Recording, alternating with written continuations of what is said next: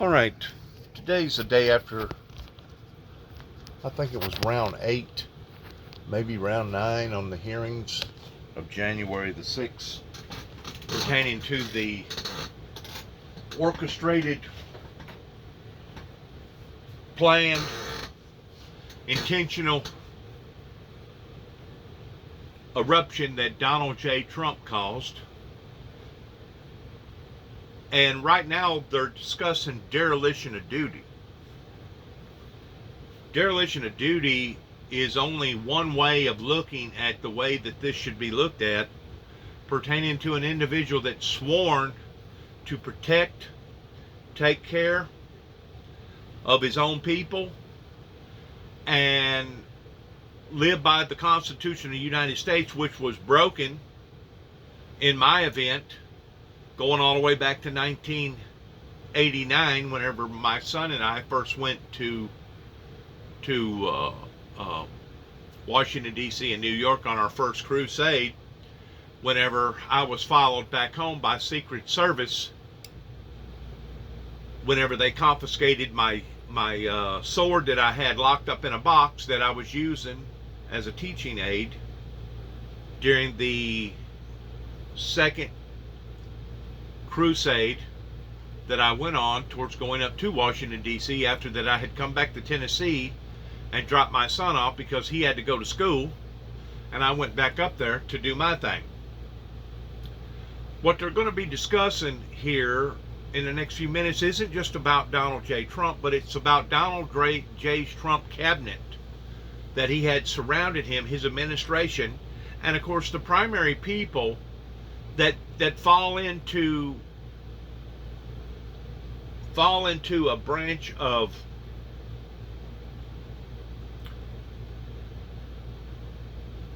power that is distributed from one administration to another. These are some of the issues that they're talking about, of the intensity of these very moments that happened on January the 6th in the uprising, or the possible planned coup that did not fully fulfill itself in overpowering the elected, sworn, duly president. These people are going to be talking about some of the intense moments of Homeland Security pertaining to Secret Service that I have had so many different embarks with, not just in 1989, not just in 1991, but all throughout my life I have been entangled with these people, simply because of 9 tapes that wound up going to the White House in 1988 that helped the Ronald Reagan administration in convincing the superpowers that the world was not going to be destroyed by man, but it was going to be destroyed by God, according to the prophecies of God. The only problem was that whenever they got off their airplanes and they succeeded in this, they didn't come back home to America and advertise it. A matter of fact, they done just the very opposite. They tried to stifle, they tried to hinder, they tried to destroy my life by bringing up all these false accusations and all these other incredible lies that they was bringing up in my life, that actually convinced lots of people right here in my hometown area, not counting other law enforcement agencies, whenever they look up my file and they see, well, this man here was charged. It's one thing to be charged, and it's another thing to be convicted with an attempted plot of assassination, one of the United States presidents, which was George Walter H. Bush's life, after the latter part of Ronald Reagan's administration. Like I said, in 2005, while living in Nashville, I sent the 43rd president, which would have been George Walter H. Bush's son's life, Bush Jr., that was running president for 8 years. I sent him a t-shirt pertaining to a bloody road ahead, and instead of those advisories or warnings being placed into Homeland Security as a warning, they took those things as a threat, and the next thing you know, it costed me about 72 hours up in Davidson County, Nashville, Tennessee, towards being evaluated and studied by a bunch of doctors because of a bunch of corrupt Secret Service agents. Now, I don't know how many agents that they have in all their field offices. I don't know how many field offices that they have. I'm pretty sure that's probably public knowledge. But whenever you're talking about a secret society that is working under the table in doing basically whatever that they want to do in whatever format that they want to do it in, yes, you're talking about an evil, corrupt law enforcement entity that for the past 30 plus years has thought that they was above the law and that they could do anything that they wanted to do in any format that they wanted to do it in. Now, granted, by me saying that, I'm not talking about everybody,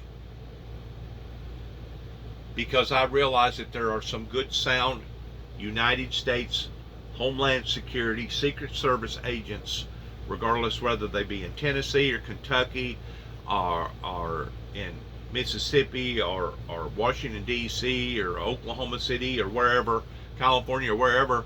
I'm sure that there's a lot of good agents out there that are very, very patriotic. But because this is a law enforcement agency that has not been monitored, governed, or policed, even though they themselves are supposed to be the police, they have been able to get away with not only things that they have done to the founder of the Windmill Ministries here at 291 Thompson Road, Sharon, Tennessee, zip code 38255, by assassinating one's character, but they have basically assassinated thousands of people's lives that maybe some of them was legitimate towards Secret Service, needed to embark up into these people's lives that way, but by and large, the majority of them was just caught up into a scenario of being at the wrong place at the wrong time, and maybe they themselves was running for some sort of public office or whatever. But Secret Service, since the assassination of Lincoln, that has been established here in America, as far as I'm concerned, has been one of the primary purposes or reasons why that we are where we are today towards our government and our country being turned totally upside down. So by me saying that, the institution itself, the Homeland Department that begins in Washington, D.C., as far as I'm concerned, these occurrences could not have happened to a better group of people. Now, does that mean that I want these occurrences or took delight in these occurrences that happened to Homeland Security? No, that's not what I'm saying. And no, I don't think it's Christian-like for you to wish upon to people's lives horror or to engage upon gleaming after horror has erupted in these institutions or in these people's lives, because I actually pity them. I pity them towards what that they tried to get away with, going all the way back whenever 9 tapes wound up going to the White House that I can prove on paper, and all the other events that I'm talking about can prove on paper pertaining to the clashes that the founder of the Windmill Ministries missions has had with this same department. I can prove these things. I'm not just rattling these things off. And if anybody desires to want to see any of the proof, I'm more than eligible to offer the proof. But beginning with a public defender that, as far as I'm concerned, was as corrupt as the very dirt on the ground, in which she may have been good in some other people's lives, but she was not good in mine, pertaining to a Jolene Nugent that was assigned to my case in 1991, that, as far as I'm concerned, did not properly represent me right, especially after my brother and my wife at the time drove all the way up there to speak in my behalf. Homeland Security has ruined thousands upon thousands of people's lives here in America. I don't know what goes on in other countries. I just know what goes on here.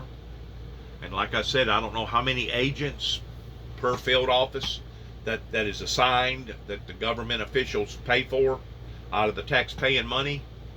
But whenever we have a group of people that we're paying to respond and react in a certain way that has not been responding and reacting in a certain way towards their manipulation and their wicked, devious ways of dealing with society, whenever we have an industry, or not an industry, but a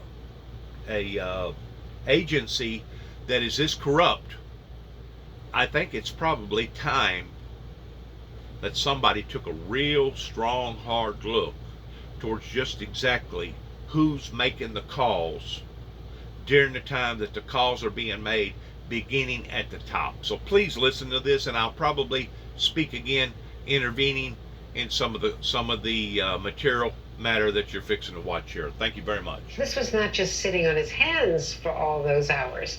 It was dereliction of duty. That was their point. Katie, let's begin our coverage with our NBC Capitol Hill correspondent, Ali Battali, who's broken so many stories along the way here, and NBC White House correspondent Peter Alexander all over all of this, co-host of Weekend Today. And Peter, let's just start by playing those stunning outtakes from President Trump's January 7th speech. I would like to begin by addressing the heinous attack yesterday. And to those who broke the law, you will pay. You do not represent our movement. You do not represent our country. And if you broke the law, you can't say that. I already said you will pay. The demonstrators who infiltrated the Capitol have defied the seat of justice. It's defiled, right? See, I can't see it very well. Okay, I'll do this. I'm going to do this. Let's go. But this election is now over.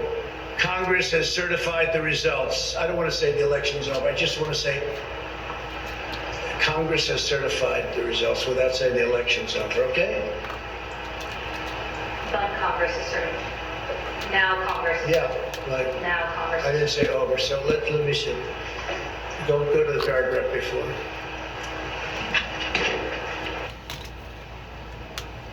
Okay? I would like to begin by addressing the heinous attack yesterday. Yesterday is a hard word for me. Just take that. The heinous attack. Good. Take the word yesterday, because it doesn't work with the heinous attack on our country. Say on our country. Want to say that? No. My only goal was to ensure the integrity of the vote. My only goal was to ensure the integrity of the vote. Peter, he could not say the election is over. Andrea, it really sums up, all you need to know about Donald Trump then and now. So on that day, the day after the certification of the election's results, the president said that he would not say that the election was over. Consider what he just said on his own social media platform yesterday following the hearing, effectively repeating that. A year and a half later, he says, I had an election rigged and stolen from me and our country.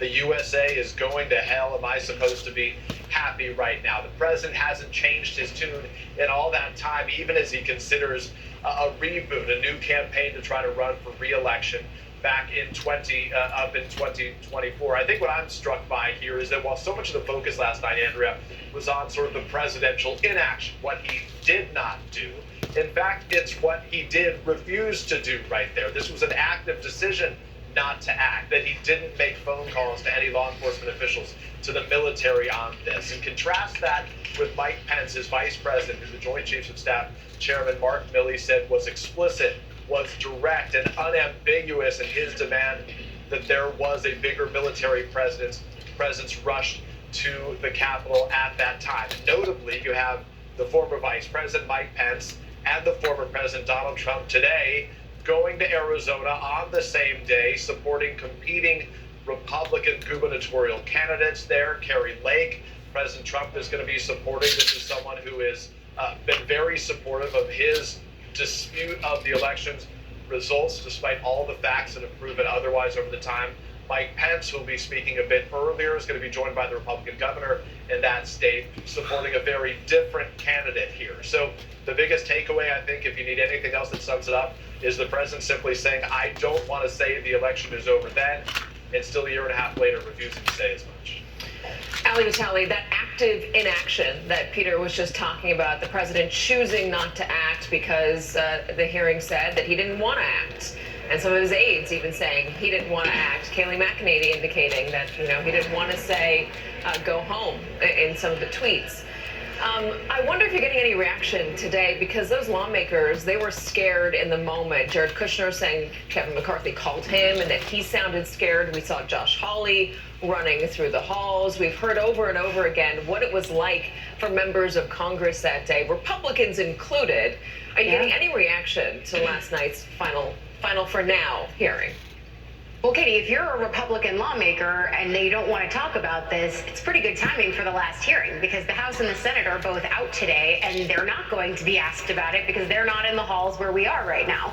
That's not to say that come Monday, these questions won't still exist, and certainly we'll ask them. But I do think that if you're looking at the Republican dynamics of this, there were two things that really jumped out last night. The first was that new video that we saw of a bipartisan group of lawmakers, including Mitch McConnell, talking about the need to get back in the chamber and complete the business of certifying the election results. You saw him alongside people like Chuck Schumer, Nancy Pelosi, Steny Hoyer, and others, talking about the security posture and what it would take to get them back in the chamber and how soon. That was striking footage, I think, especially for those of us who are here on the Capitol every day and charting the different relationships that people like Kevin McCarthy have with Trump versus the non-relationship that Mitch McConnell has with the former president, even though he was critical of him after January 6th and then ultimately did not vote to convict him of those impeachment charges. A pretty stunning juxtaposition still for those of us up here on Capitol Hill. And then the second piece of it, too, is just the strategy that this committee has employed over the course of the last few weeks in doing these hearings. They are using Republicans to tell this story. Committee members of both parties are helping to move it along as narrators, but by and large, the damning information that we are getting is coming from inside the House. It makes it harder for Republicans, and we kind of saw this play out on Twitter last night.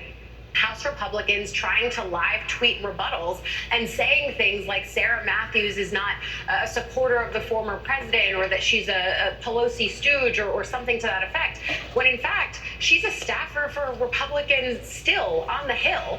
She's an active person who, if you look in the congressional record, the Legistorm tracker of who works here, she works for the Republican conference still. And so it makes it harder for Republicans to continue to say that this is all a partisan witch hunt, when in fact it is bipartisan in nature and frankly elevated above the politics in the way that we saw these veterans on all sides of the dais, whether it was the people doing the questioning with Lorianne Kinzinger or Matt Pottinger sitting there as a witness, elevating this, that when you use the phrase dereliction of duty, these are people who wore a uniform and took an oath to protect this country. That phrase carries even more weight.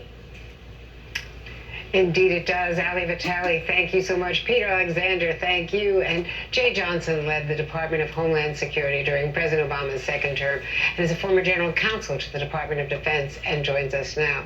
So Jay, I want to play the transmission that we heard last night, the communications between Secret Service agents trying to get Vice President Pence to safety during the insurrection, and get your reaction on the other side. They are on the second floor, moving in now. We may want to consider getting out and leaving now. Copy? Will we encounter the people once we make our way? Repeat? Encounter any individuals if we made our way to the... There's 6 officers between us and the people that are 5 to 10 feet away from me. If I am going down to evaluate. Go ahead. We have a clear shot if we move quickly. We got smoke downstairs set by unknown smoke set downstairs by the protesters. Is that route compromised? We have this is secure. However, we will bypass some protesters that are being contained. There is smoke, unknown what kind of smoke it is. Copy. Clear, we're coming out now. All right, make a way. Jay, you've heard a lot of the Secret Service communications. You used to oversee the agency, and also the communications that were testified to about by a national security official working for the NSC who overheard them sending messages to their loved ones and families because they thought their lives were in danger. They would have to be using lethal force to get the vice president out of his second floor office. Andrea, I oversaw the Secret Service, and I was also a protectee of the Secret Service for 3 years in their constant company. What you just showed, what we just heard, is probably the thing from last night's hearing that stands out most in my mind. It highlights the proximity to real lethal danger that the vice president, his detail, were actually in that day in the Capitol. We've all seen these isolated clips of the vice president scurrying down the staircase of the insurrectionist in the building. But what you don't have a clear sense of from these isolated clips is how close to danger the vice president and members of Congress actually were. And in my judgment, it's a miracle, and it's a tribute to the Secret Service and the Capitol Police that day no member of Congress was injured and the vice president was not injured, along with his family and White House staff. Jay, I do want to play a little bit more. Andrew just mentioned that sound, but let's play the security officer within the White House with the disguised voice talking about the communications over the radio and what they heard from Secret Service members about how much they feared the moment they were in. The members of the VP detail at this time were starting to fear for their own lives. There was a lot of yelling, a lot of very personal calls over the radio. So it was disturbing. I don't like talking about it, but there were calls to say goodbye to family members, so on and so forth. It was getting, for whatever the reason was on the ground, the VP detail thought that this was about to get very ugly. And did you hear that over the radio? What was the response by the agents, Secret Service agents who were there? Everybody kept saying, at that point it was just reassurances, or I think there were discussions of reinforcements coming, but again, it was just chaos. This might be a good question for Michael Beschloss a little bit later as well, but I'm just thinking to myself, racking my brain, I can't think of a time where I can imagine that any member of Secret Service might have been fearing for their lives in some way like this, really feeling like they were surrounded, that they might have to use lethal force, or they might have to be saying goodbye to their family members. I know, as you said, you were a protectee for 3 years. When you heard that, what was your reaction? Stunned. I've never heard anything like that or about that coming from the Secret Service before in history. And I know Secret Service agents. I have, on an occasion, met with every single presidential detail leader going back to John F. Kennedy. I've never heard anything like that. And to me, it really does bring home the real danger that the vice president and his family and his staff and his detail faced that day.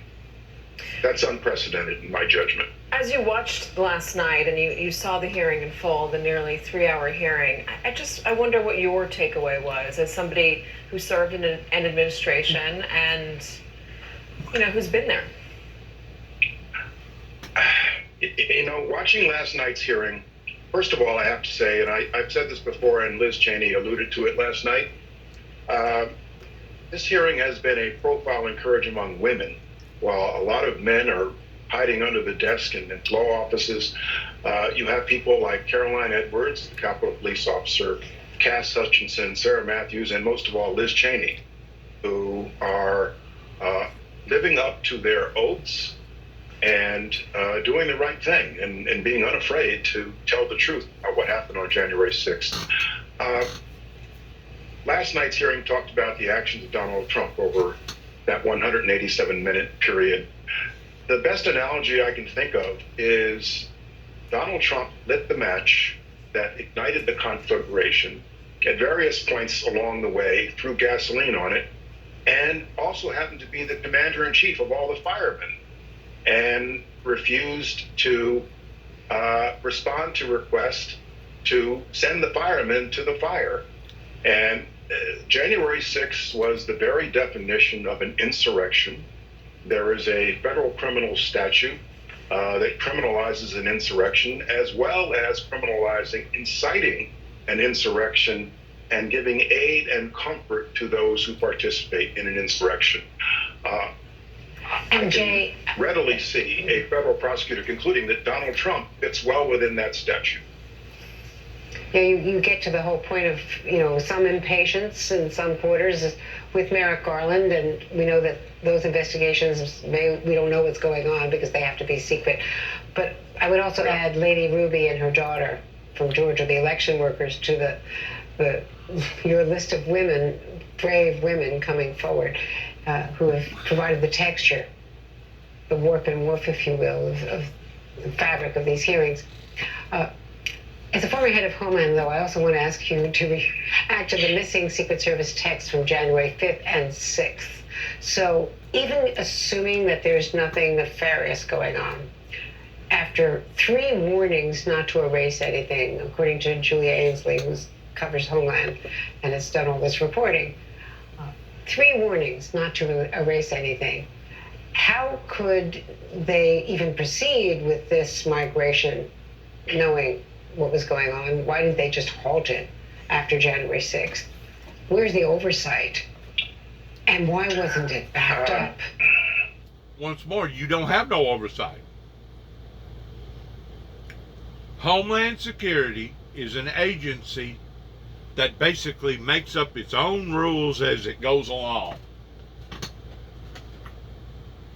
Kind of like a freelancer. It governs itself. It don't be governed or monitored by no other agency. And it's basically at the will of that administration that's in power during that time. Now, granted,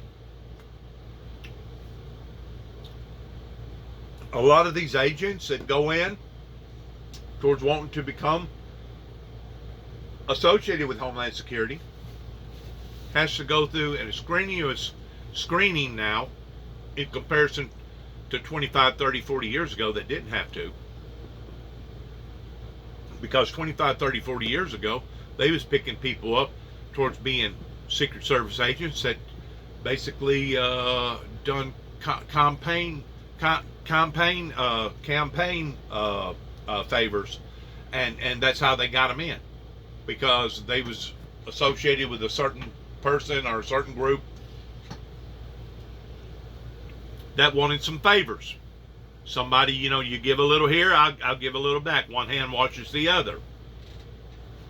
I think today, the way that I understand it, they go through somewhat of a rigorous training exercise, similar towards what the FBI goes through.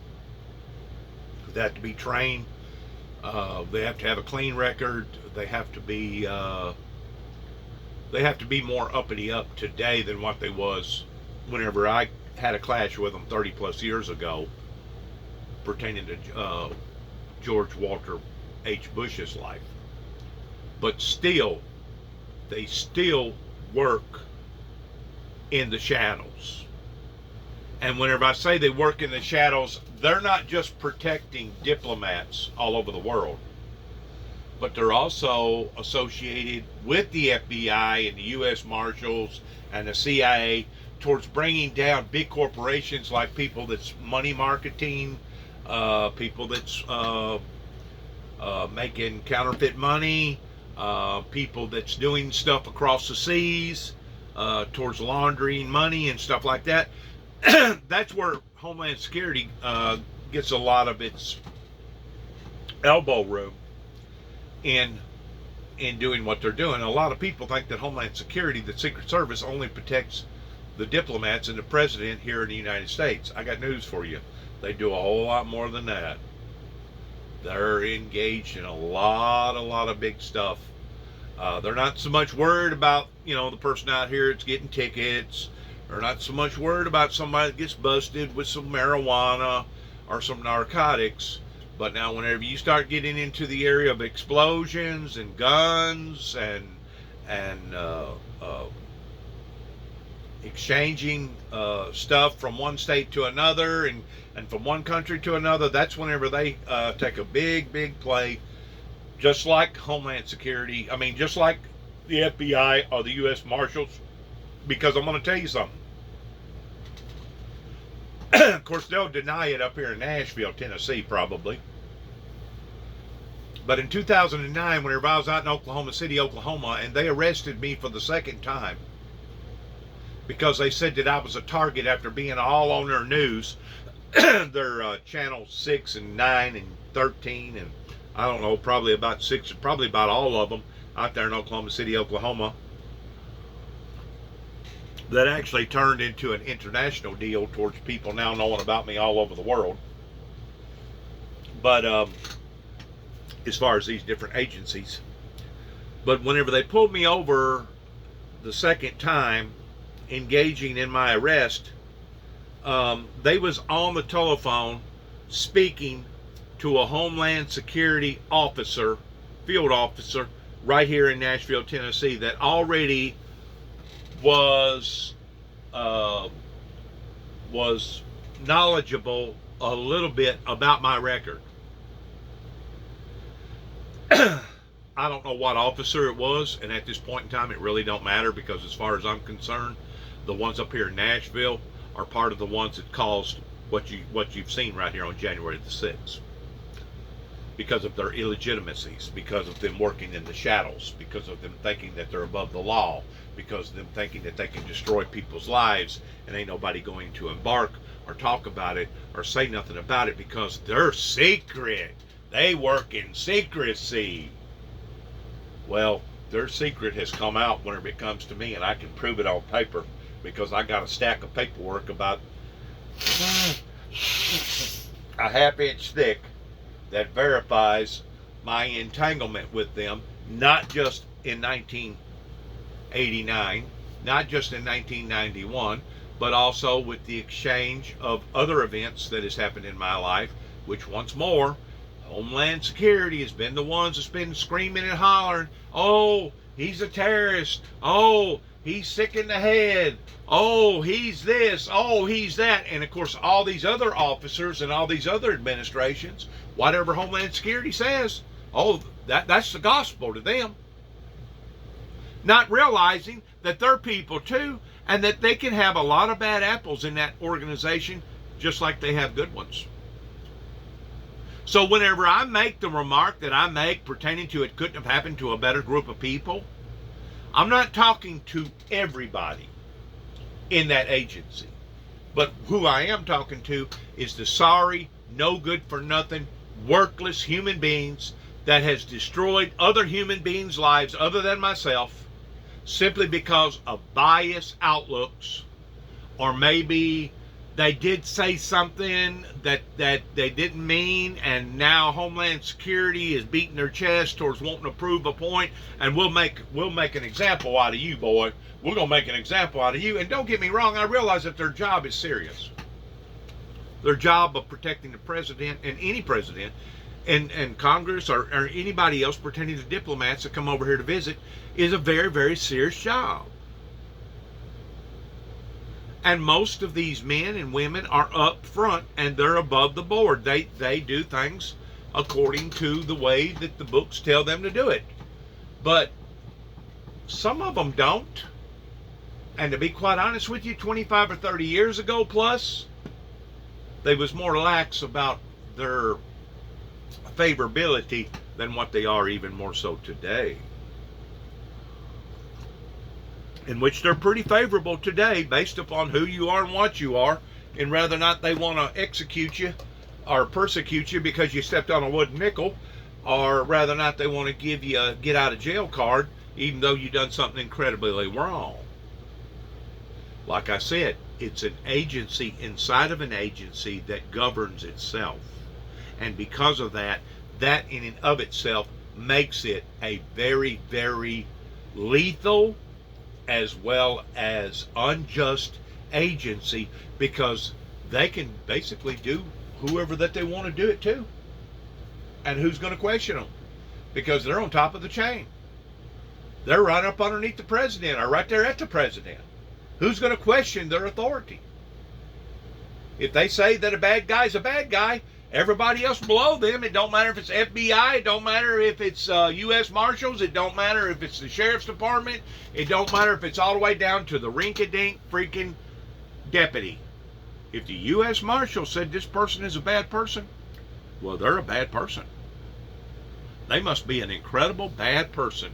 And the thing about it is, what they was trying to do was stop biblical Bible prophecy from ever fulfilling itself, similar, and I've said this 1,000 times, similar towards how that King Herod wanted to stop the prophecies of the Lord Jesus Christ, to the extent that he put the word out towards executing all male childs of the age of 2 and under, and they estimate, historically speaking, during that time there was 5,000 plus children that was killed in the name of Christ towards trying to destroy Christ. Why was they doing that? Because it was spiritually motivated, and they did not want biblical Bible prophecy to be fulfilled as far as the Christ child coming into the world. There was also people here in the United States that knowed about another prophecy that had already been looked at towards its developments that hadn't yet been developed in regards towards the founder of a ministry that had been blessed by God, favored by God,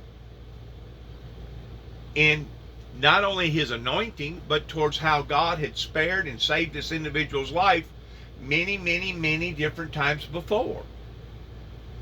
Well, once they heard about me, which I think began up in Antioch, Illinois, up in northern part of Chicago, whenever I was born, and I had a polycystic kidney, and then I got electrocuted to death, almost to death, and then I come down to Tennessee, and then I started having other mysterious, harsh events pertaining to close encounters of death in one area or another. Once they heard about me, they locked in on me. They honed in on me. And it was like from then on, I was on their radar screen regardless, and they was going to make an example out of somebody like me, because they did not want biblical Bible prophecy to be fulfilled the same way as King Herod did during the existence of the Lord Jesus Christ, during his movement, during his purpose. They was going to make sure in the 21st century that this individual that's speaking to you right now did not have an opportunity to fulfill his purpose the same way basically as they was trying to make sure 2,000 years ago that that individual didn't fulfill his purpose. This is spiritually motivated by demonic spirits towards people that don't want to see somebody like me come into an existence towards me fulfilling my purpose.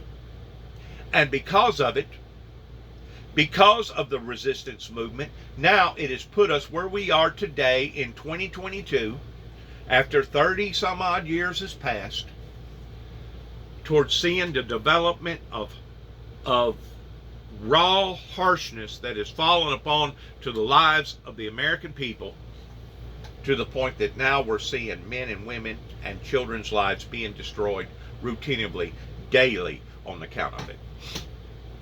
On account of it.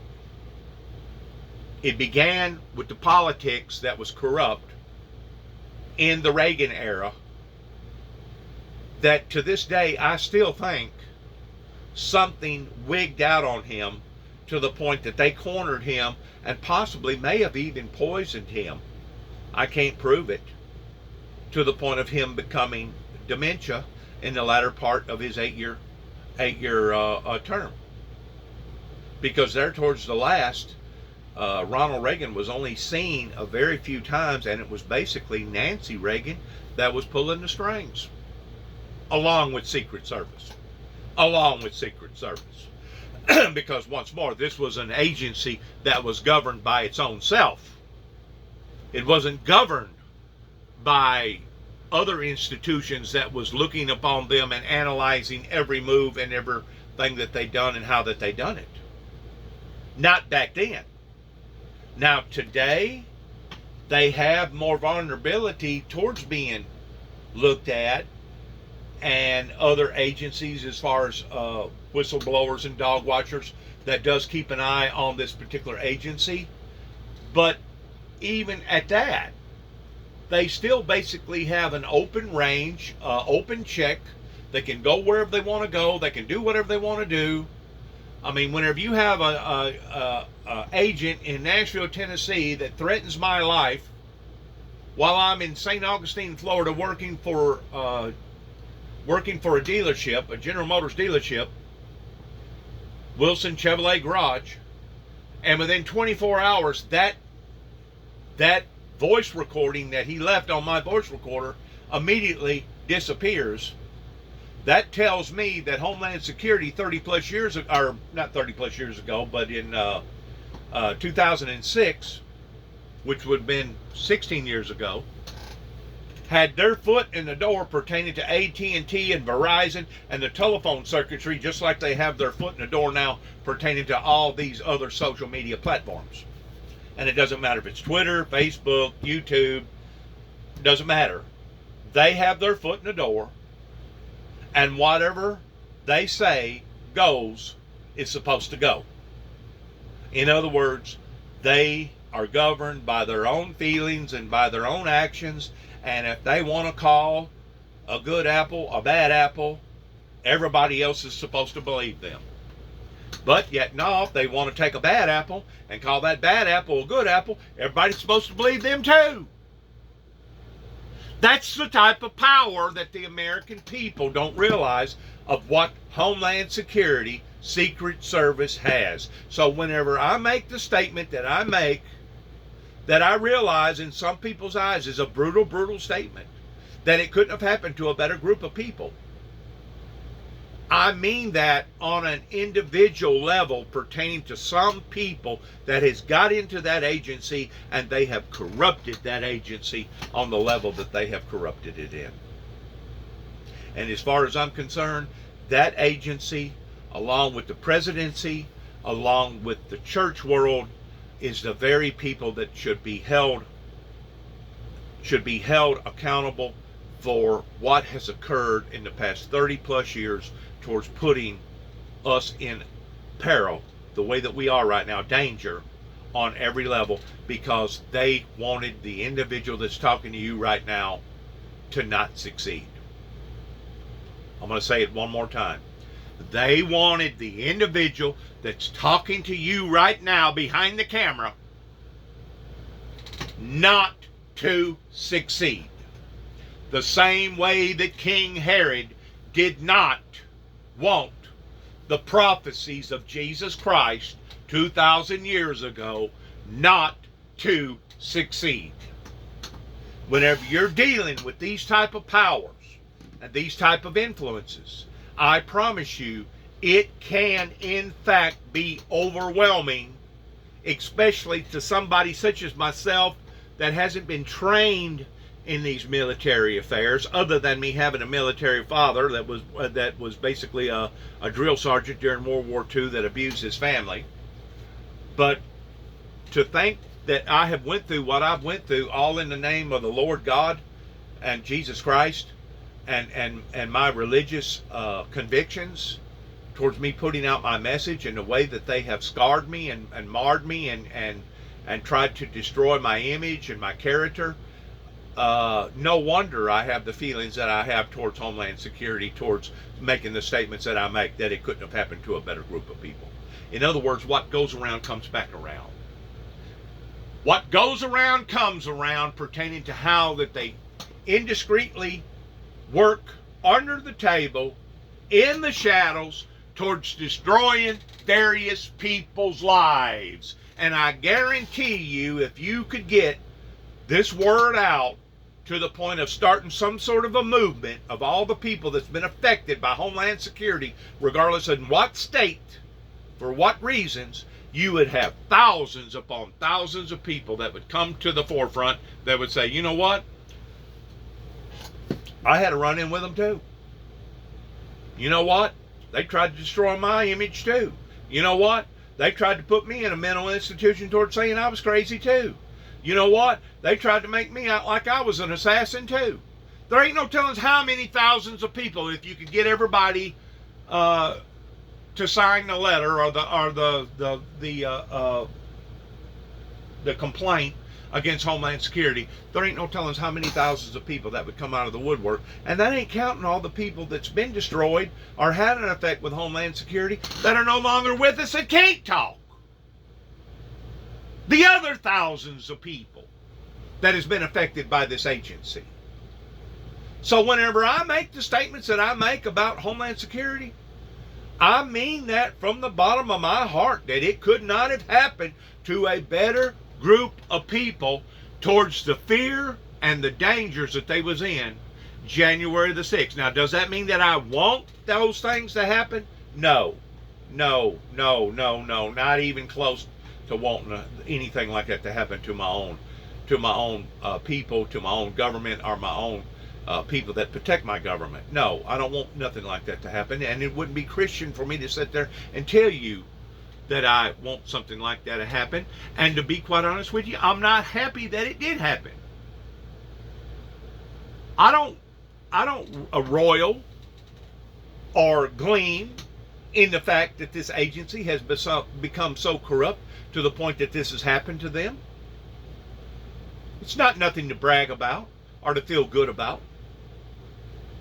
But at the same time, whenever you're looking at it from a practical standpoint, the way that I'm looking at it, it's like, there you go.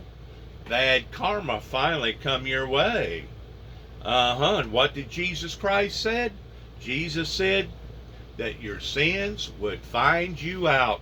In other words, whatever that you've been scooping out to various people has now been scooped up onto your own heads. And now your own agency is paying for it, as well as one of your presidents, which is Donald J. Trump. In other words, you didn't get away with this. Just like you didn't get away with what you thought that you was going to get away with in my life, with all these evil demonic demons working in that agency. And not all of them are demons. Not all of them are bad people. Don't get me wrong. There's some really, really good people. And in its original concept of how and why the agency ever come to an existence to begin with, after the assassination of Lincoln, was a good concept. It was a very good concept, because there's a lot of nutty people out there in the world that immediately, whenever you stand up, either as a politician or a preacher, you become a target. Not only does they become a target, but your movie stars, that's the reason why they're all usually out living out in one place. Or they have secure houses. You know, it don't matter if you're whatever. I mean, if you got a lot of money, you got a lot of prestige, you become a target. It doesn't matter if you're a mayor, a governor, anybody that holds any type of position in society becomes a target, because you got a lot of Looney Tunes. You got a lot of people out there in the world that are freaking crazy. And they're dangerous. And we need an organization like this. We need an agency like the Homeland Security, because if we didn't, God only knows how many other presidencies that we would have had been assassinated since Abraham Lincoln, including JFK, down in Dallas, Texas. There ain't no telling how many other agencies presidencies that we would have that had went through similar fates. The whole truth with the JFK slanging of our president that happened in 1963 whenever I was only about 2 years old, maybe 2.5 years old. The full truth has not yet to this day been told to the American people towards who was behind, what was behind that ordeal. And I guarantee you it had something to do with somebody turning their head and ignoring the facts that was associated with Homeland Security Secret Service. Just like whenever Secret Service has been caught now several different times and doing malicious things whenever they're overseas. Matter of fact, one of them just recently got kicked out of Jerusalem. I don't know what he was doing, him or her was doing, but whatever it was, it must have been detrimental to the, or must have been horrifying to the fact that their government kicked them out of their country. And of course, we have seen them getting caught with having prostitutes and doing this and doing that. So don't think for a second that this agency is perfect. Don't think for a second that this agency is angels, because they're not. They make mistakes. I promise you. They're just like any other agency. But what makes this agency even more so lethal than any other agency, because they are an agency up on top that protects the president, that governs themselves, and nobody watchdogs them.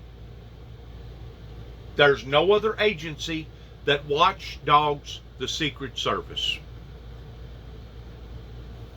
They're an entity inside of an entity that can basically do whatever that they want to do to whoever that they want to do it to. But at the same time, if there's somebody that gets elected that they don't like because of whatever reasons, they can take that same president and turn him into a monster like they did Kennedy. Or they can take somebody like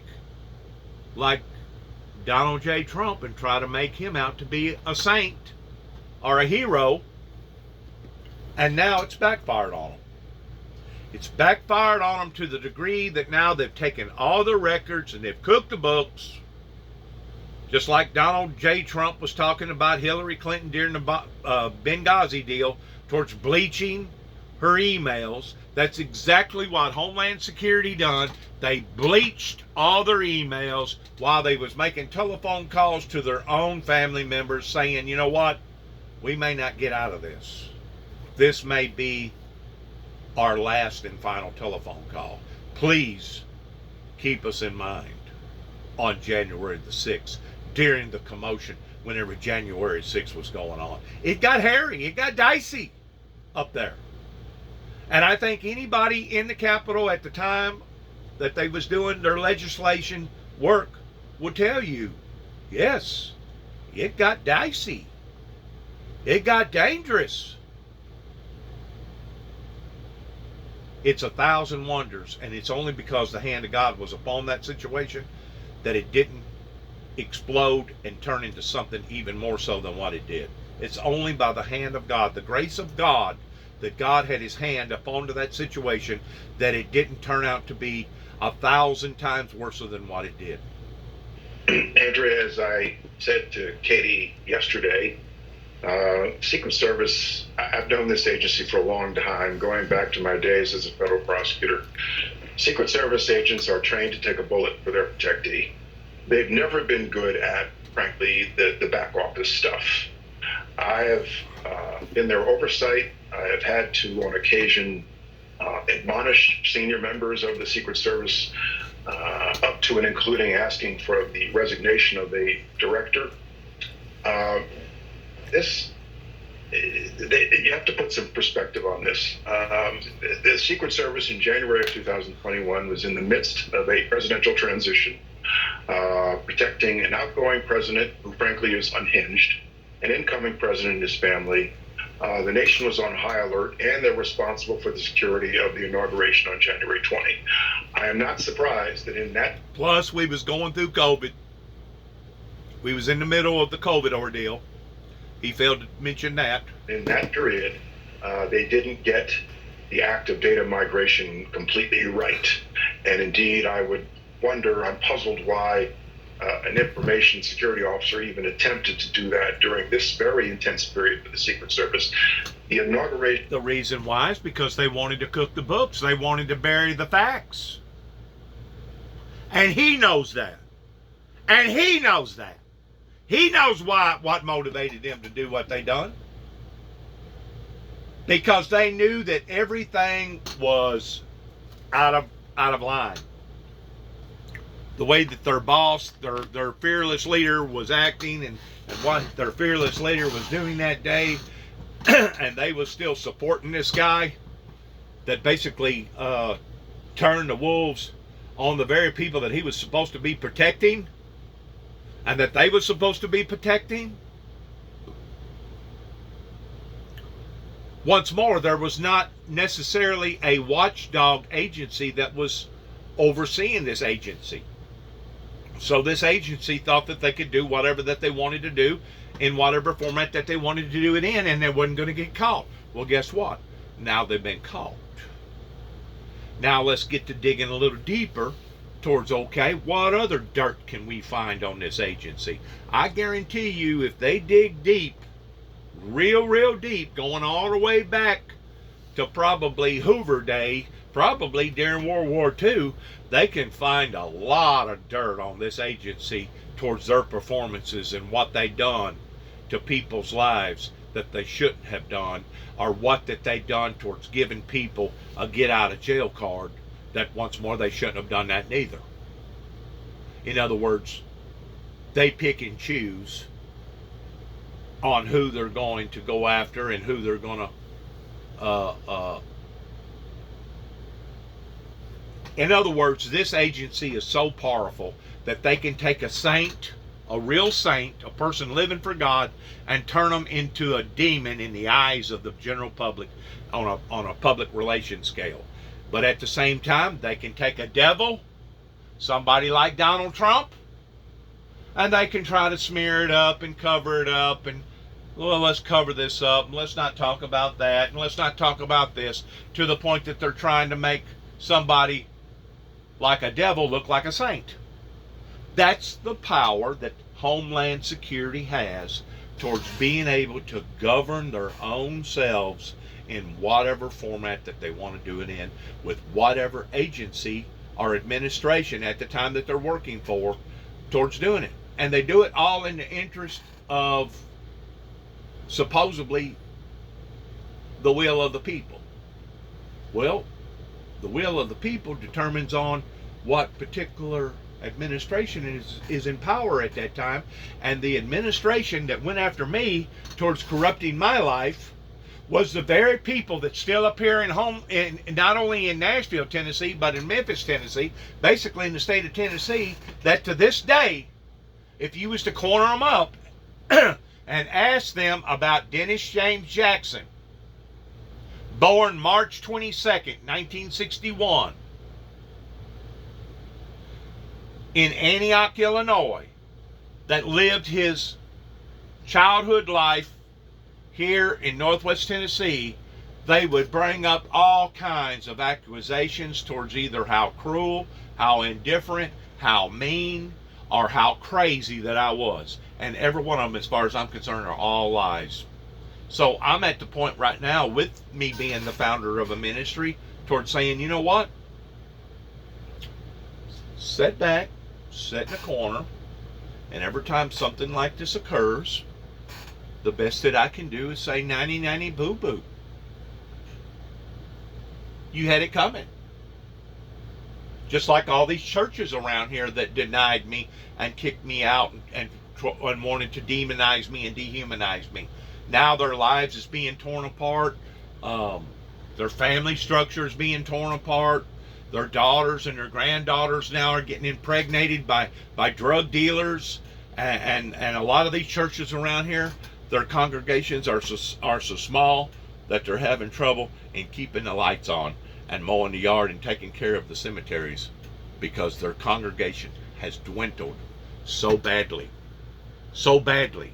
in the past 30 plus years. So, do I have a right of standing in the corner and putting my thumb against my nose and saying nanny, nanny, boo, boo? I think I do. I really think I do, because they had it, they had it coming. That group of people pertaining to the boomers, the baby boomers, the Woodstock, free love, free drugs culture, all these other different movements that happened back in the 50s and the 60s throughout the 70s, has now finally caught up with society to the point that now we don't know whenever we put our children on a bus if whether or not they're going to come home or not, because of some idiot that may take advantage of a gun situation and kill about 25 of them while they're trying to be educated up in school. Or somebody's liable to go into a church and kill a bunch of innocent people that's in there praying or praising the Lord. Or somebody in a theater, or somebody in Las Vegas, or somebody in a bar like down in Orlando, Florida. I mean, event after event after event after event has occurred in the past 30 some odd years, in addition to going to war with a 20-year event in Afghanistan, and less than 11 days, the very people that we was at war with takes back over the country. Takes back over the country. After us spending over $2 trillion, and God only knows the lives that has been destroyed on account of various corrupt people working in various agencies, and this is one of them. This is one of those corrupt agencies that has brought condemnation and judgment upon to the American people, as well as the corrupt people that was working in those churches at the time that I was passing out thousands and thousands and thousands of dollars worth of material and trying to wake them up and tell them of things that God had told me to tell them pertaining to a bloody road ahead or electrical disturbances to come. That was trying everything in the world towards twisting it around, acting like that I was going to create the electrical disturbance, or acting as if that I was going to create a bloody road ahead like I was the villain. And the whole time I was trying to help them. So whenever I sit back in the corner and say nanny nanny boo boo, I hope and pray to God that there's a lot of people that won't judge me for that, in which I'm sure that it will be. I'm sure it will be. They'll say, well, he's an idiot, isn't he? Or he's a this, or he's a that, or he's a making fun of this, or he's a you know, I don't care who you are and what position in the public that you play.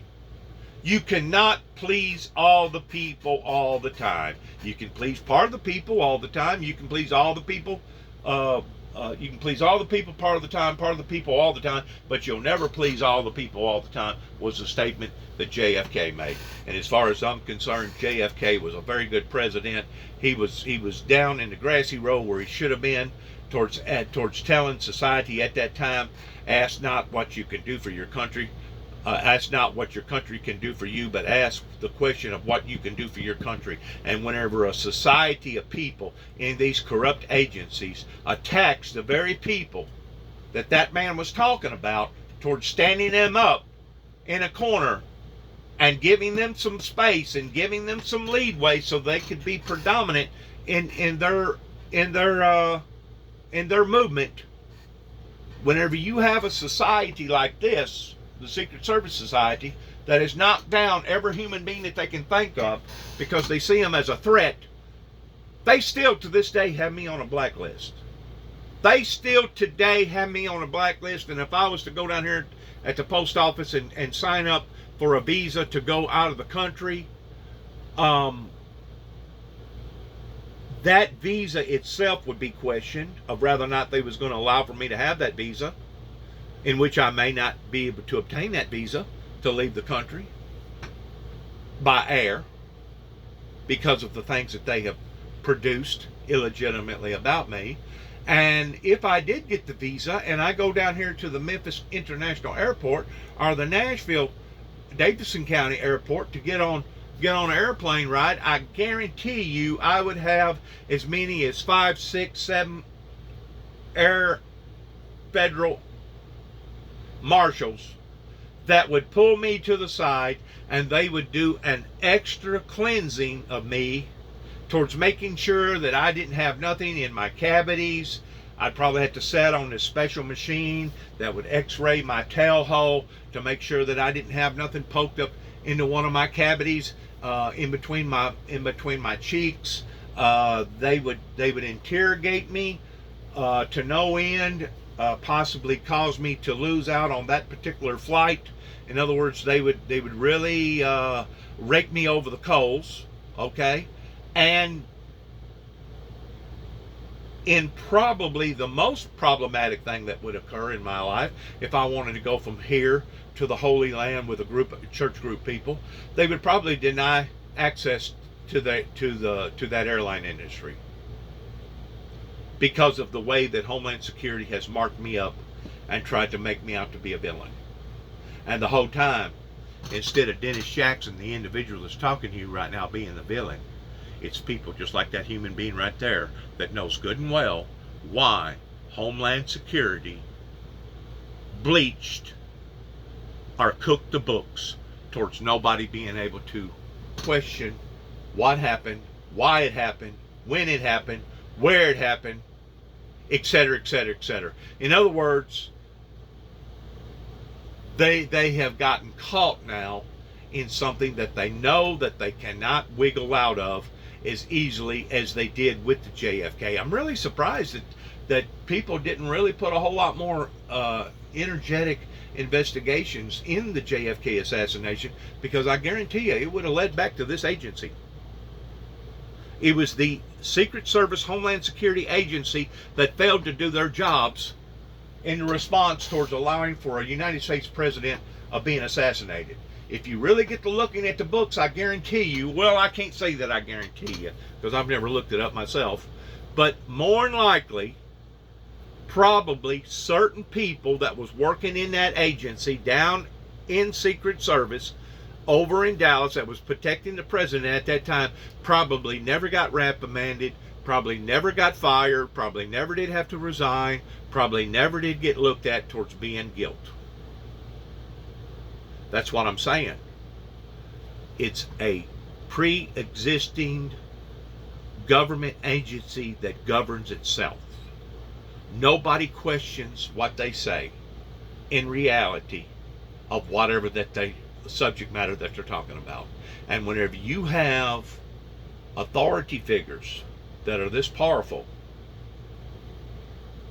which there's no doubt a lot of that stuff that goes on with these crazies out there in the world, the general public probably don't even need to know about, because they're going to come out of the woodwork in every direction you can think of.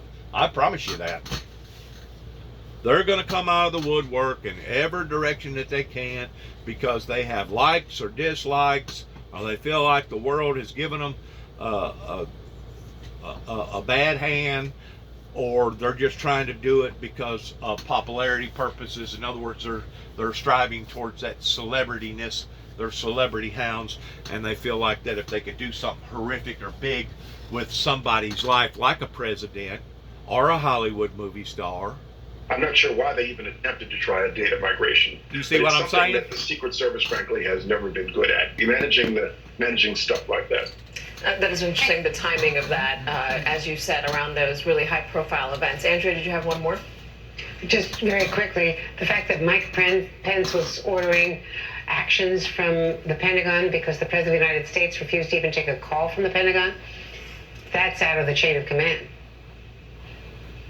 Yeah, the Vice President's not in the chain of command. Neither is the Chairman of the Joint Chiefs. And it's a reflection of the, frankly, unstable situation we faced in the last days of the Trump administration, where you have a president who's checked out, an acting Secretary of Defense, an acting Secretary of Homeland Security, an acting Attorney General, and at least we had some people left in the government at that moment who took their oath to the Constitution seriously. Former Homeland Security Secretary Jay Johnson, thank you for being with us today, and thank you for calling me and giving me context. But at the same time, you had Vice President that refused to get in the car with Secret Service because he himself knew how that this agency was illegitimate towards governing itself, and he did not have enough faith in that agency at that time, January the 6th, towards getting into a Secret Service automobile, not knowing if he was never going to return back.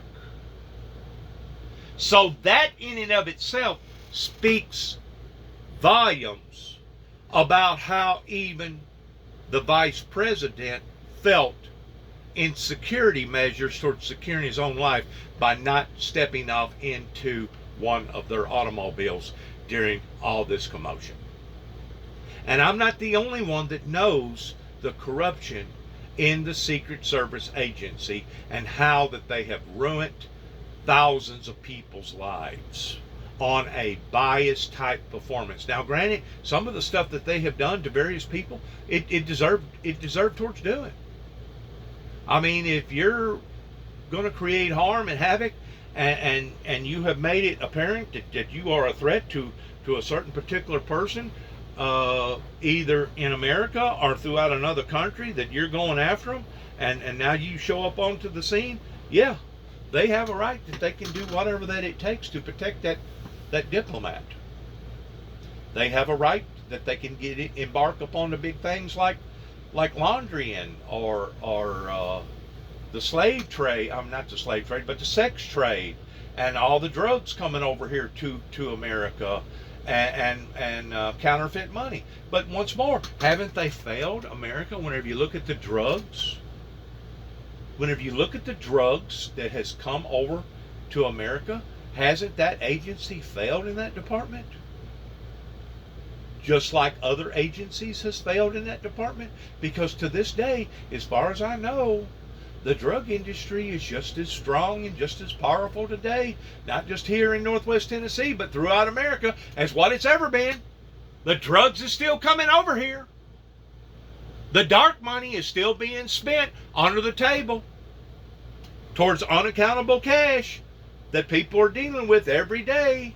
And it ain't just that, it's prostitution, it's illegal laborers, it's working for some of these agriculture farms in various places in America that are basically not paying their taxes like they ought to.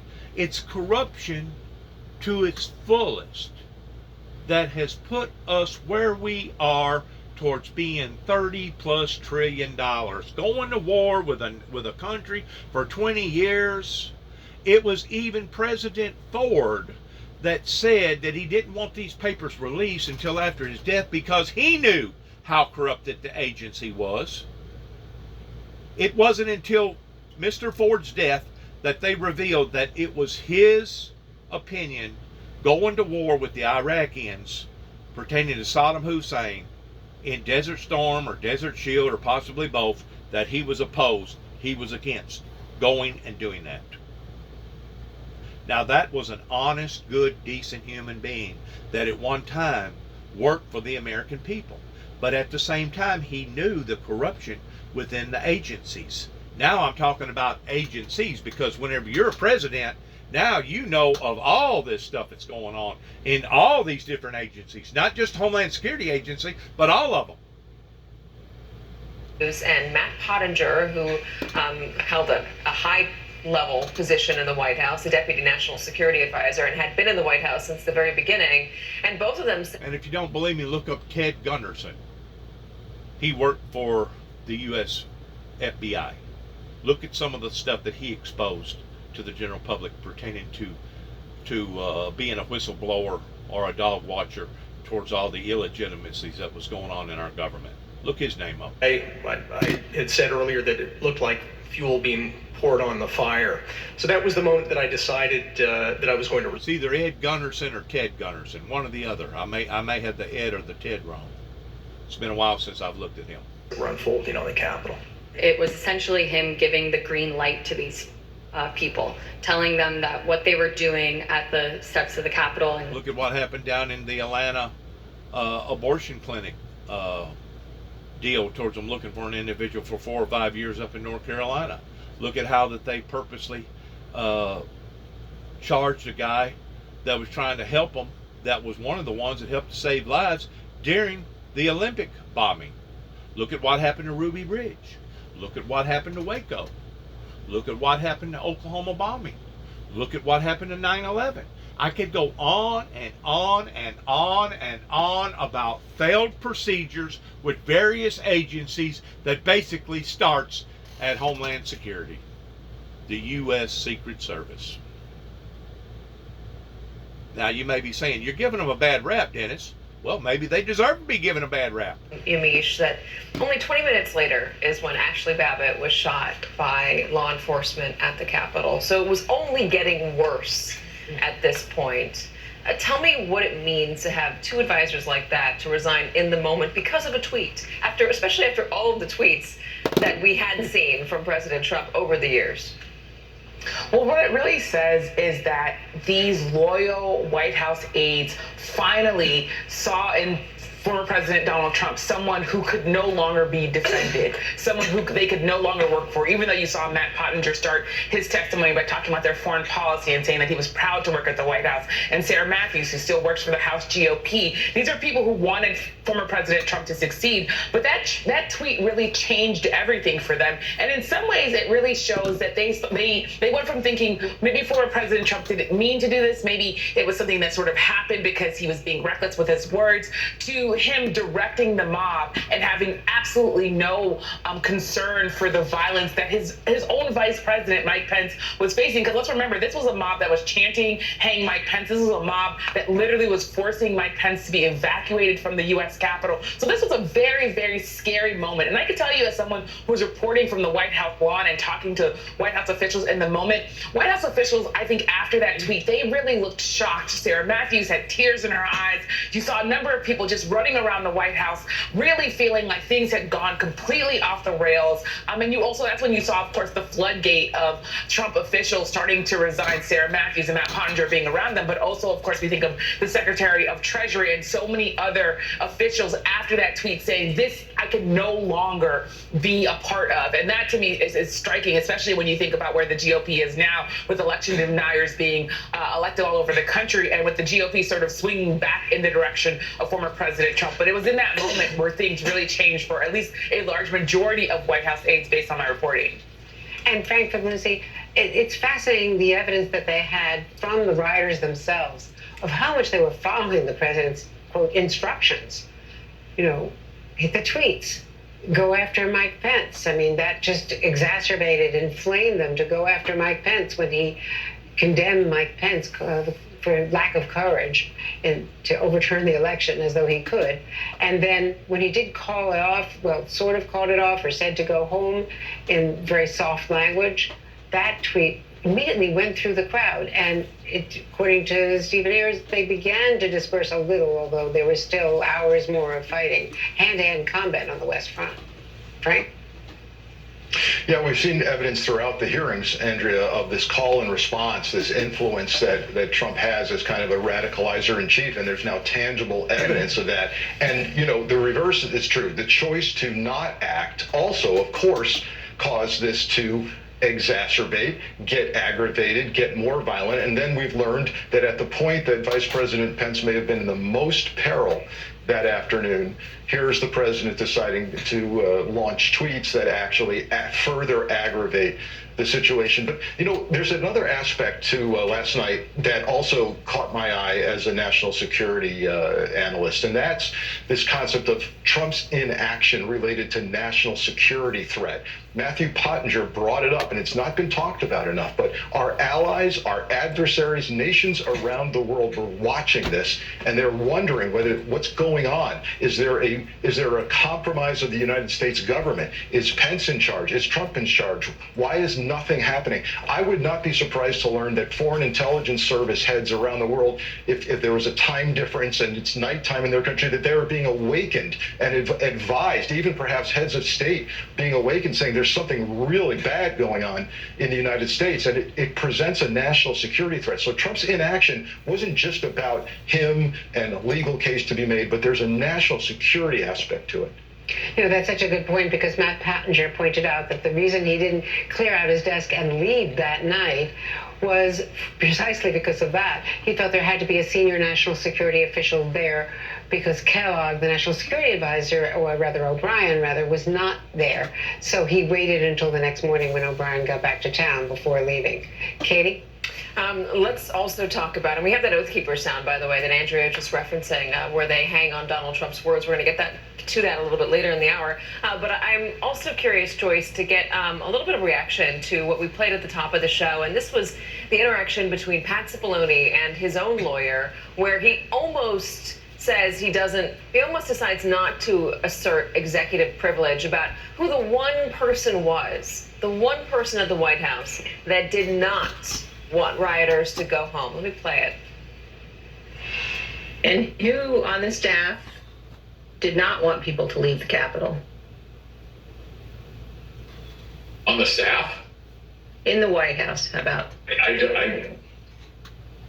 can't think of anybody, on that day who didn't want people to get out of the Capitol particularly once the violence started. No. I mean,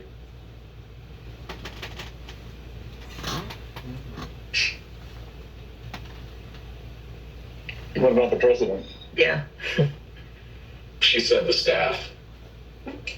So I answered. No, I said in the White House. Oh, I'm sorry. I apologize. I thought you said who else on the staff. The staff is the White House, the cabinet, the administration. I can't reveal communications, but obviously I think,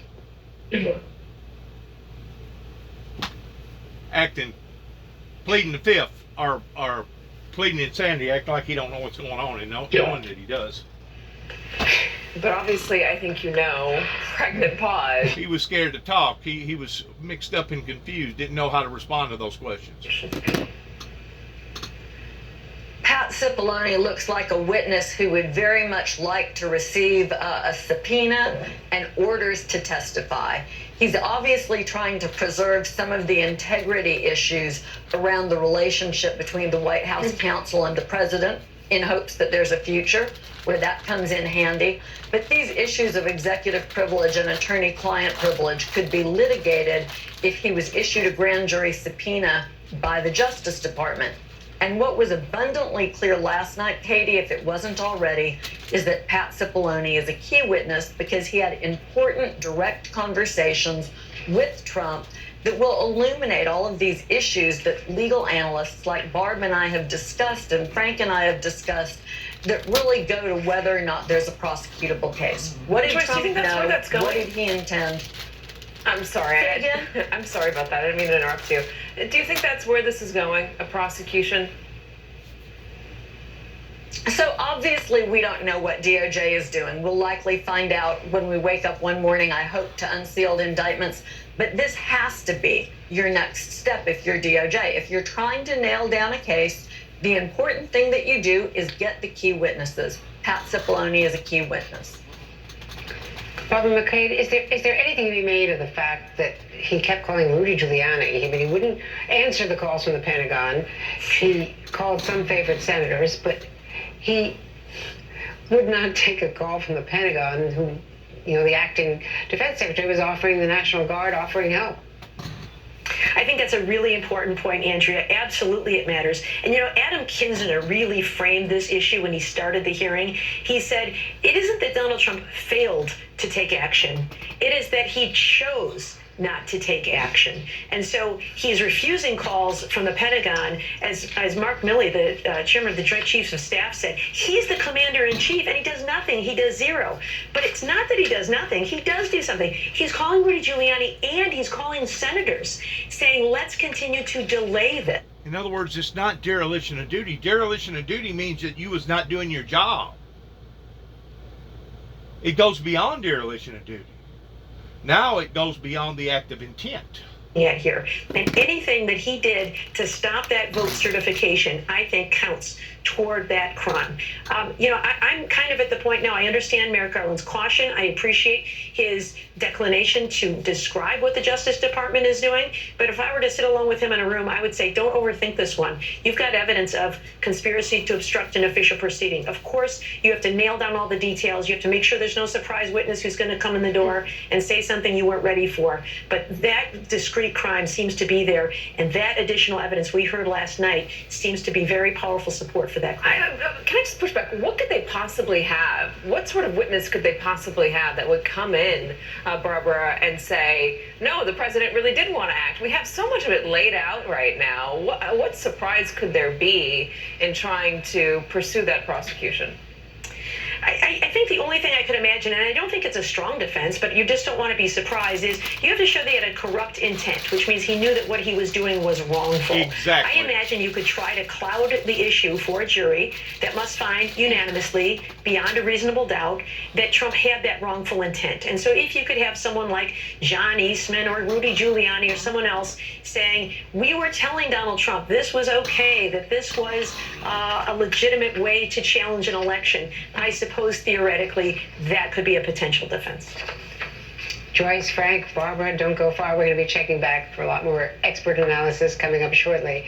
And one key revelation from last night's hearing, the extent to which Republican leader Kevin McCarthy was pleading with former President Trump and other White House officials to take action. He called Ivanka, he was calling Meadows to stop the violence on January 6th. Just watch.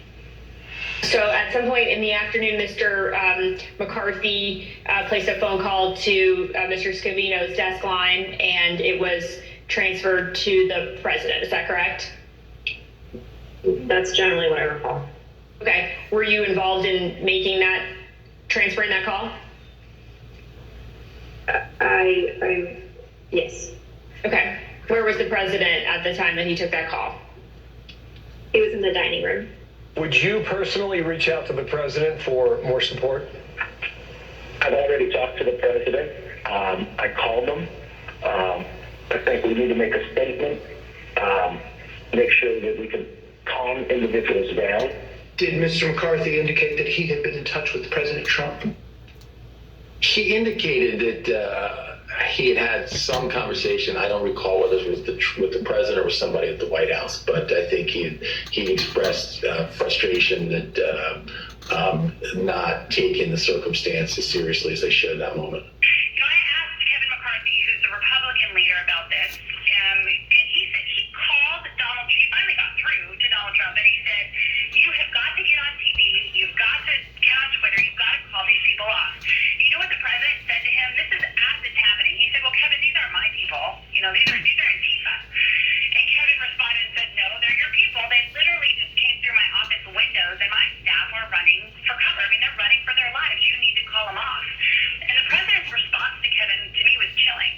He said, "Well, Kevin, I guess they're just more upset about the election, theft than you are." And that's, you've seen widespread reports of Kevin McCarthy and the president having basically a swearing conversation. That's when the swearing commenced, because the president was basically saying, I'm okay with this. Leader McCarthy, the President of the United States has a briefing room steps from the Oval Office. The cameras are hot 24/7, as you know. Why hasn't he walked down and said that now? I conveyed to the president what I think is best to do, and I'm hopeful the president will do it. And have you spoken with his chief of staff? I've spoken to the president. I've spoken to other people in there, into the White House as well. Who else reached out to Ms. Trump that you know of that afternoon about the attack on the Capitol? I believe at one point McCarthy did. I heard my phone ringing, turned the shower off, saw it was Leader McCarthy, who I had a good relationship with. He told me it was getting really ugly over at the Capitol and said,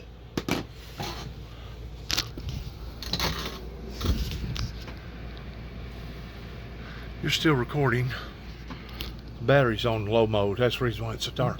They, meaning Mr. Leader McCarthy and people on the Hill, because of the violence? That he was scared, yes. Joining me now is Jake Sherman, co-founder of Punchbowl News, and Michael Steele, former chairman of the RNC. Jake, you broke the story of that phone call, that desperate phone call by Kevin McCarthy to the President of the United States, and then the swearing. Fill in any gaps you've got. You were up there. You were under siege with all the other reporters. Yeah, a few thoughts based on this, the video clips that we saw compiled last night by the January 6th committee. On January 6th, McCarthy was seemingly afraid because his entire staff, the people that have devoted their professional life to him, were scurrying from that room on the first floor of the Capitol, where the second floor of the Capitol, rather, where they work every day.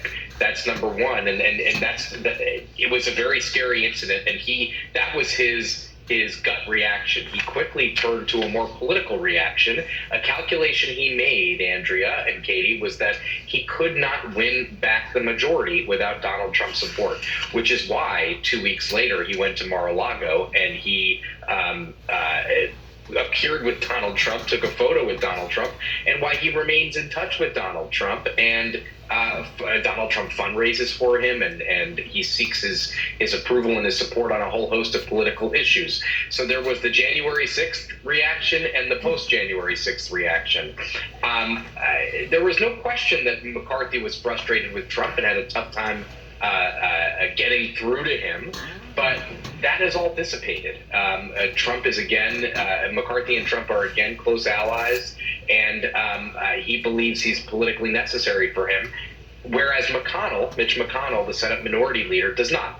Mitch McConnell, post-January 6th, denounced Trump, hasn't talked to him since those days, does not seek his approval or thinking on anything, and that's the difference between the Senate Republicans right now and the House Republicans. Well, let me ask you this, if that might change, because what we're seeing in some polling is that DeSantis in Florida is chasing Donald Trump in the polls and is coming pretty close.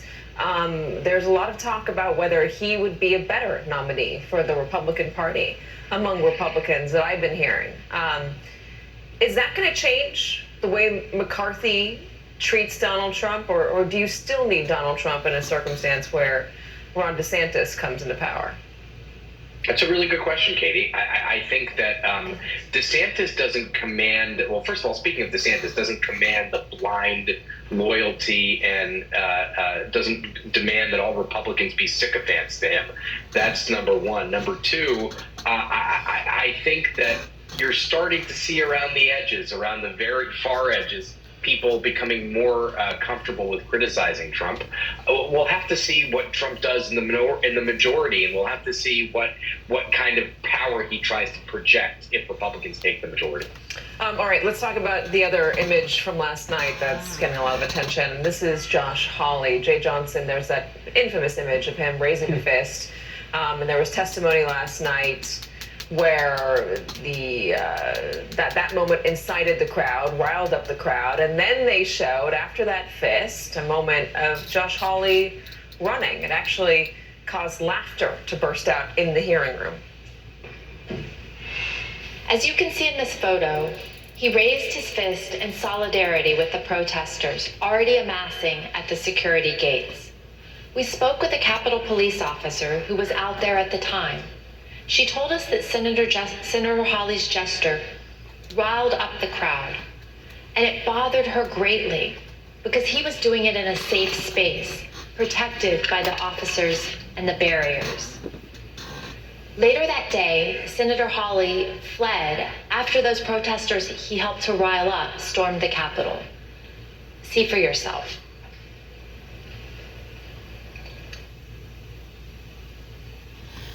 Running, ain't he? Getting out of there. Feels the sense of danger. Gotta go, gotta go, gotta go. Michael. Once more, the very monster that they was playing with now has unleashed its ugly veins on just exactly how ugly that the monster is going to turn out to be. And now a lot of them are jumping ship. They're getting out of there because they don't want to be a part of this, because they are liable to wind up getting hurt on account of this. Whenever you have people playing with other people's affairs, that's supposed to be running our affairs, that's supposed to be professional, that's supposed to be, the experts, and then they're going to act this way, you have to start questioning who is the actual terrorist in events like this. Who is the bad guy? Who really is the monster? There was a purpose for society coming unglued the way that it did January the 6th, and I agree there's so many areas in our government that needs to be examined and looked at, especially with our judicial partialness and how that they cherry pick who they're going to prosecute and who they're not, rather than not you get a heavy penalty or no penalty at all. There's so many areas that need to be addressed pertaining to our government affairs that it's not even funny. It's not even funny. Come and tell us what you know. We're going to show what you did and how you responded. And I think that that will resonate probably a lot more, certainly politically, than actually having McCarthy or Hawley or Ted Cruz or any of them in the room, because that stain that Liz Cheney talked about at the very beginning of this hearing series, that's a good example of what that stain looks like. You know, I've deleted Twitter from my phone, but that meme has still managed to reach me. You know, that's when something is pervasive. Michael Steele, Jake Sherman, thank you very much. And coming up, what radio communications between Oath Keepers during the riot show us about how closely extremists were following Donald Trump's words? You're watching special coverage of the January 6th committee hearings on MSNBC. We're going to end it right there pertaining to all this on this particular YouTube, Jessica, who had breached the Capitol. Let's watch. Social media platform that I'm presenting here before the public. But I do want to say this: it's not just one stain in one event that I'm looking at. It's several stains that has occurred, especially in the past 30 some odd years. Now, if you want to go back to all the stains, going back into the Hoover era and the assassination of Kennedy, now you've got a tremendous amount of stains that basically is all stemming from the same agency, which is Secret Service Homeland Security. We want to thank you for your time. Thank you for listening. Thank you for your prayers. God bless America. God bless our troops. And God bless where we go from here in the future towards being able to sift through the ugly, to learn from the ugly, and hopefully we have enough good people that we can overpower the bad, and that this great nation, America, can become the nation that our ancestors intended for it to be, that obviously somebody has dropped a ball in the past 30, 40, 50 years. Thank you for your time. Shalom, and good luck to all of us. God bless. Love you in the Lord, and amen.